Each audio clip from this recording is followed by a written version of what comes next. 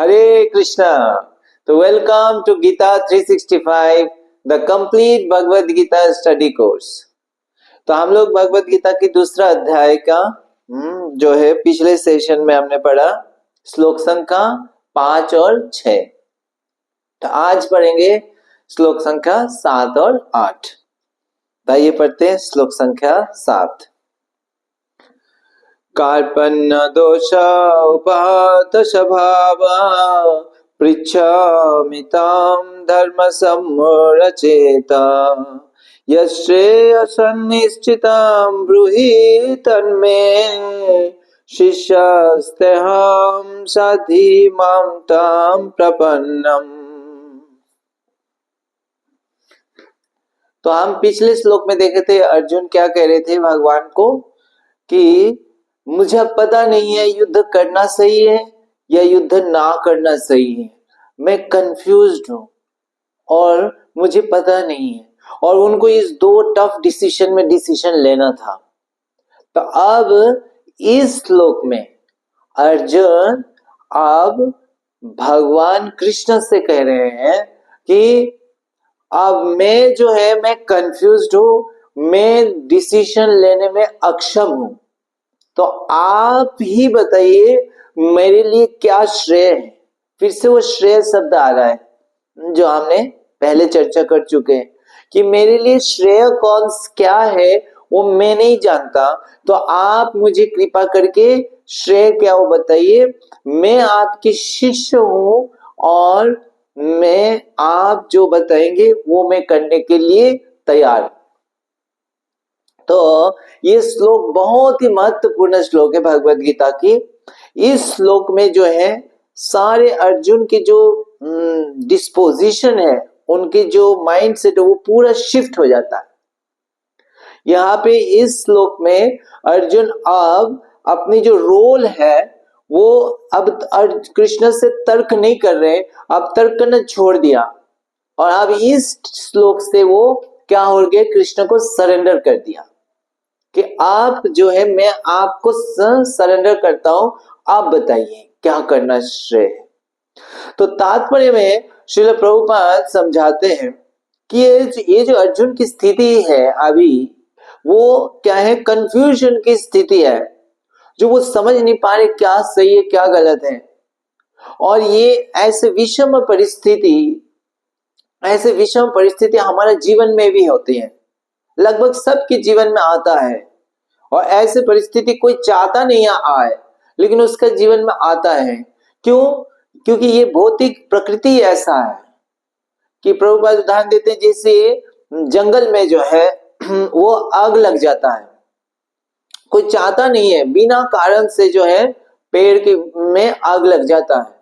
तो उसी प्रकार हमारे जीवन में ये कंफ्यूजन परप्लेक्स सिचुएशन आता है जब हम खुद से उसको सॉल्व नहीं कर सकते हैं। जैसे पेड़ों में जंगल में अगर आग लग जाता है तो उस आग को वो पेड़ अपने आप में बुझा नहीं सकता है। उस समय कौन बुझाता है? जो बरसात होती है अगर उस समय तो वो बुझा सकता है।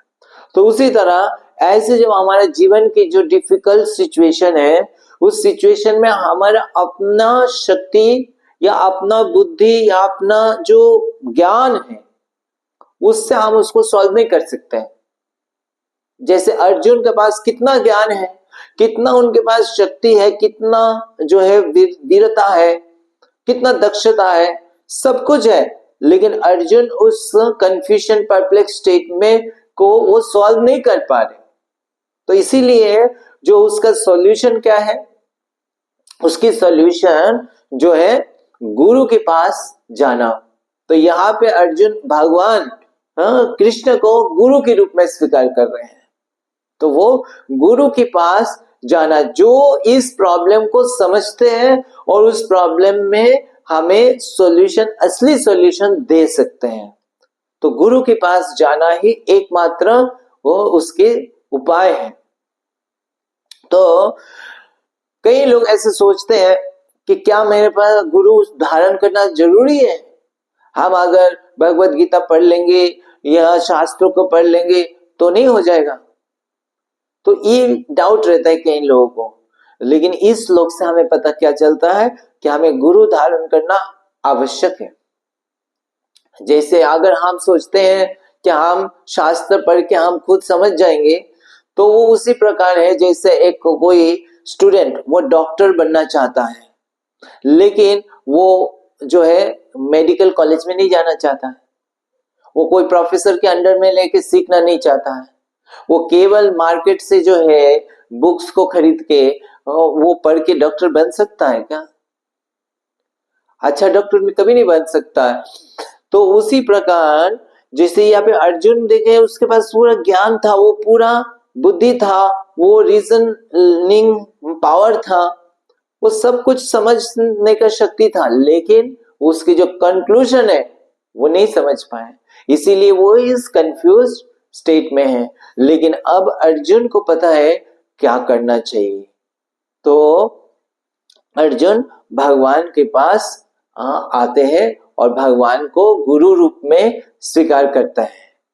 तो श्रील प्रभुपाद तात्पर्य में जो है यहाँ पे श्लोक में जो आता है शब्द कृपण, कृपणता, उसको एक्सप्लेन करते हैं कि कृपणता का मतलब वो है, कृपण व्यक्ति वो है, आप जानते हैं कृपण कौन है, जो अपना धन को जो है सही जगह पे खर्च नहीं करता, तो और वो धन उसका क्या हो जाता है, उसका ये जीवन समाप्त होने के बाद उसका धन जो है वेस्ट हो जाता है, कोई और ही उसका भोग करता है। तो उसी प्रकार जो कृपण है, वो कृपण अपना इस मनुष्य जीवन का वैल्यू को नहीं समझ पाता और उसको यूज नहीं कर पाता है।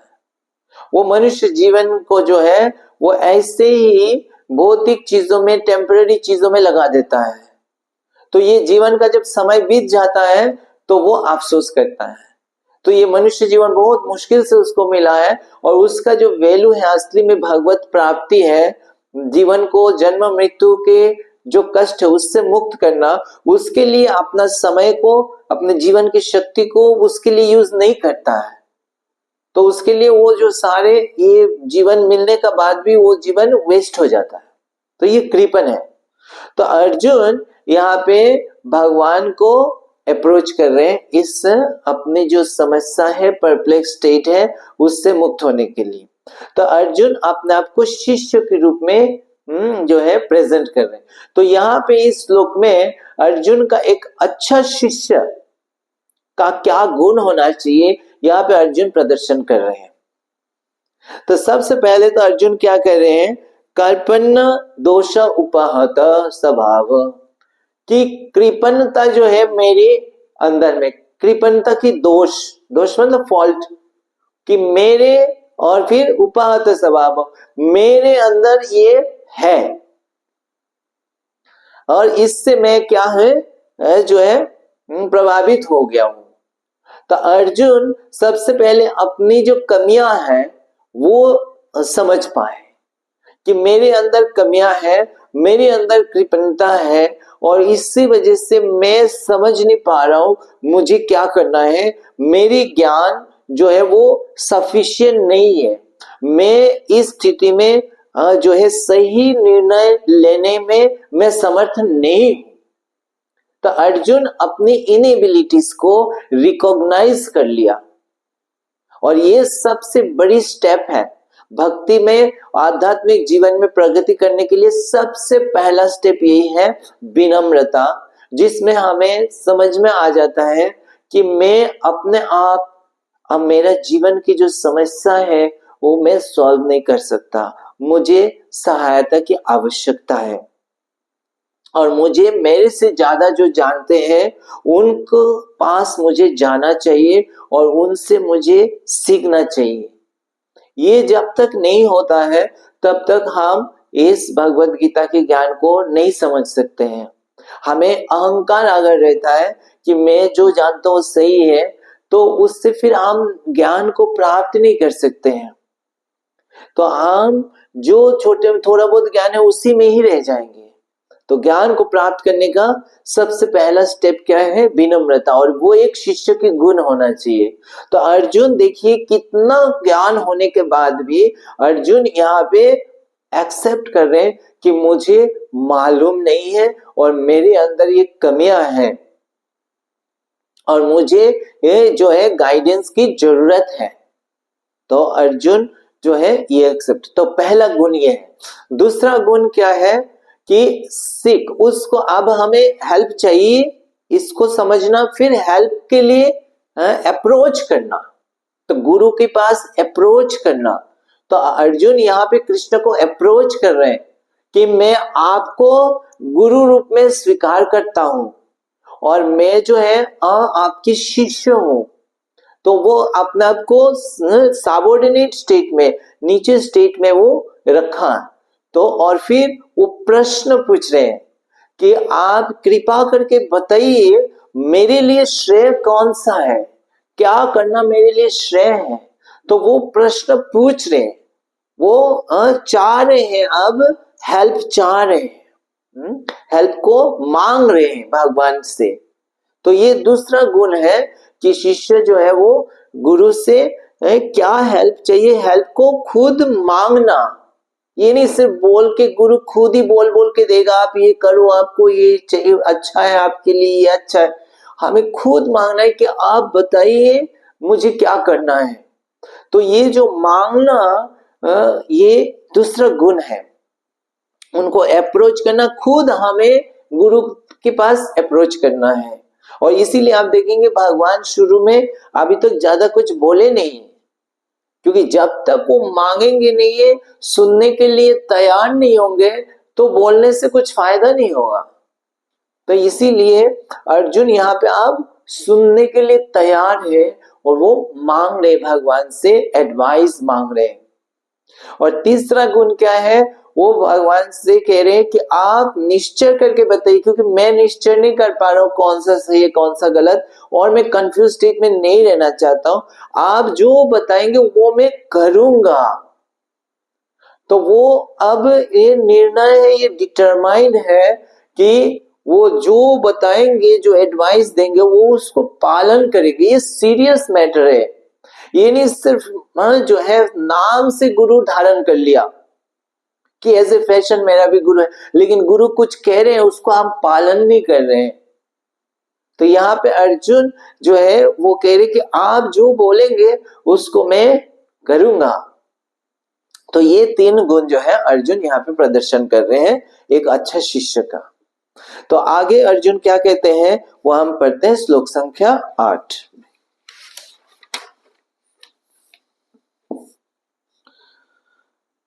नाहि प्रपश्यामि ममापनुद्यान् यच्छोकामुच्छशनम् इन्द्रियाणाम् अवाप्य भूमावसपात् न वृद्धाम् राज्याम् सुराणामपि चाधिपत्यम्। तो इस श्लोक में अर्जुन और क्लियरली अपने पोजीशन को बता रहे हैं कि वो जो भगवान कृष्ण को गुरु रूप में स्वीकार किया है, वो सिर्फ बोलने के लिए इज जस्ट फॉर्मेलिटी, या जो है बिना सोचे मुझे नहीं किया उन्होंने। वो ही इज कन्विंस्ड कि हाँ उनको चाहिए भगवान की हेल्प। क्यों? क्या और कोई हेल्प कर सकता नहीं है? नहीं कर सकता। तो यहाँ पे अर्जुन कह रहे हैं कि मेरी जो स्थिति है, मेरी जो दुखमय स्थिति है, जो डिफिकल्ट सिचुएशन है मेरे, जो वो कह रहे हैं अर्जुन कि मेरे जो सारे इंद्रिय सूख जा रहा है, मेरे अंदर की जो टर्मोइल है, अंदर की जो भावनाओं की जो डिफिकल्टीज में अंदर फेस कर रहा हूं, जो अंदर मेरा कष्ट हो रहा है, उस चीज से मैं मुक्त नहीं हो पा रहा हूं। और उस चीज से मुक्त करने के लिए कोई और चीज मुझे हेल्प नहीं कर सकता है।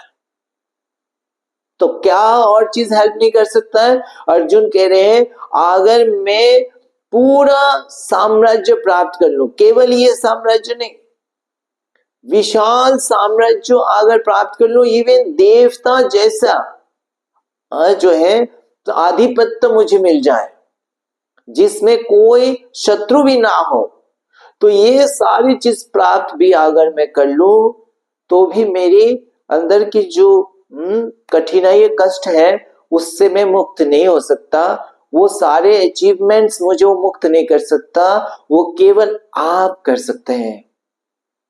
तो ये इससे अर्जुन क्या बता रहे हैं कि हमारा जो बाहर की जो एक्सटर्नल जो हमारा सफलता है, हमें अगर कितनी सारी चीजें प्राप्त हो जाए तो हम सोचते कभी कभी हम ये प्राप्त कर ले, ये प्राप्त कर ले, वो हमारे दुख को दूर कर देगा और हम बहुत खुश हो जाएंगे। अगर अंदर के जो हमारा कमियां है वो अगर हम स्पिरिचुअली उसको रिजॉल्व नहीं करते हैं तो कितना भी चीज हम प्राप्त कर लें अंदर से हम दुखी रहेंगे, डिससेटिस्फाइड ही रहेंगे। तो ये अर्जुन कह रहे हैं सफलता के अलग अलग मापकाठी होते हैं। जैसे मान लीजिए एक स्टूडेंट के लिए बहुत अच्छा मार्क्स होना प्राप्त करना ये एक सफलता। उसी तरह एक क्रिकेटर अगर उसको बहुत अच्छा रन्स करना उसके लिए, है ना। और उसी प्रकार जो एक क्षत्रिय के लिए उसके लिए सफलता क्या, उसको एक बड़ा राज्य। तो यहाँ पे अर्जुन कह रहे अगर बहुत विशाल ऐसे राज्य प्राप्त हो, और उस राज्य में थोड़ा परेशानी क्या रहता है, अगर कोई शत्रु हो इस राज्य को आक्रमण करने वाला तो थोड़ा टेंशन रहता है। क्योंकि कह मेरा अगर कोई शत्रु नहीं, कोई आक्रमण भी नहीं कर रहा, ऐसे राज्य पूरे सॉवरेंटी ऐसे जैसे देवता स्वर्ग लोक के जैसा ऐसा भी मिल जाए तो भी मेरा अंदर की जो दुख है वो नहीं जा सकता है, इस सफलता में जो वो चीज को दूर नहीं कर सकता। तो श्रील प्रभुपाद समझाते हैं उसी प्रकार इस संसार में भी बहुत जगह है, बहुत देश है, राज्य जो है, सिटी है जहां पे इतना सारी प्रॉस्पेरिटी है, धन है, और ऐसे लोग भी बहुत है जिनके पास बहुत धन है, लेकिन फिर भी देखा जाता है वो दुखी है और वो जीवन की जो असली समस्या है जन्म मृत्यु जरा व्याधि उससे वो मुक्त नहीं हो सकते हैं। ये धन संपत्ति ये जो एक्सटर्नल सफलता है वो हमारे जीवन के असली प्रॉब्लम को दूर करने में असमर्थ है। और वो जीवन के जो भी इस मनुष्य जीवन में हम सबके सामने एक महान समस्या यही है, जन्म मृत्यु जरा व्याधि। जो भी चीजें हम प्राप्त करते हैं, जो भी ये रिश्ता है वो सारे टेम्पररी हैं और एक दिन सब समाप्त हो जाने वाला है।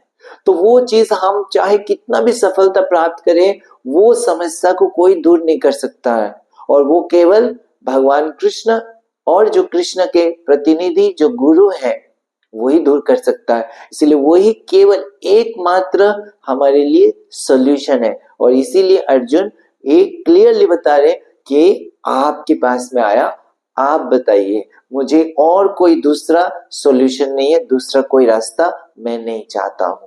तो इस तरह से हम अर्जुन से ये सीख सकते हैं कि असली जो हमारा समस्या है उसकी सॉल्यूशन कहाँ है, वो केवल भगवान कृष्ण के पास है और गुरु के पास है। वही हमारे जीवन की असली समस्या को सॉल्व कर सकते हैं। तो आज हम यहाँ पे विराम देते हैं। अगली सेशन में हम पढ़ेंगे श्लोक संख्या 9 और 10। तब तक आप ये दोनों श्लोक पढ़ के आइए। हरे कृष्णा। ग्रंथराज श्रीमद् भगवत गीता की जय। जगत गुरु श्रील प्रभुपाद की जय।